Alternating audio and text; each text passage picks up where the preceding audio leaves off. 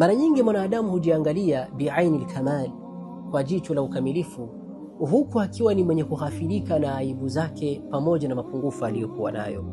Na miongoni mwa neema iliyokuwa kubwa kabisa, maarifatul insan uyuba nafsi. Pindi ambapo Allah subhanahu wa ta'ala atakuwafikisha ukajua aibu ulizokuwa nazo, mapungufu uliyokuwa nayo, hii ni miongoni mwa neema iliyokuwa kubwa kabisa katika maisha yako.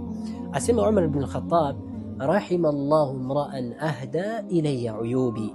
Allah subhanahu wa ta'ala amrehemu yule atakayenipatia zawadi ya kunijuza na kunifahamisha aibu nilizokuwa nazo na mapungufu niliyokuwa nayo. Hivyo basi, kaifa ta'rifu uyuba nafsik, vipi utaweza kujua aibu na mapungufu ya nafsi yako? Jambo la kwanza, an-nadharu fil kitabi was sunna, ni kupitia maneno yake Allah subhanahu wa ta'ala na mafundisho ya Mtume Muhammad sallallahu alaihi wasallam, kwa kuangalia Qur'ani na Sunna vina nafasi gani katika maisha yako.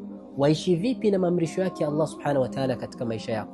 Waishi vipi na makatazo yake Allah subhanahu wa ta'ala katika maisha yako? Lakini vile vile sunna za Mtume alayhi salatu wasalam zina nafasi ipi katika maisha yako? Kupitia haya utaweza kujua aibu na mapungufu ya nafsi yako. Jambo la pili ambalo litakalokusaidia kujua mapungufu na aibu ulizokuwa nazo, min sadiqin saduq, ni kupitia kwa rafiki, lakini huyu rafiki au ni mwenye sifa ya ukweli, hekima na busara.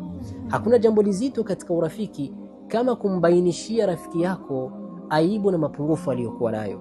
Lakini pindi ambapo Allah subhanahu wa ta'ala atakuruzuku rafiki mkweli mwenye hekima na busara, kupitia kwake utaweza kujua aibu na mapungufu uliyokuwa nayo. Jambo la tatu na la mwisho ambalo litakalokusaidia kujua mapungufu na aibu ulizokuwa nazo, al-adu lak alladhi la yuhibbuk, ni kupitia kwa adui yako, ni kupitia kwa yule asiyekupenda. Kwa nini adui yako?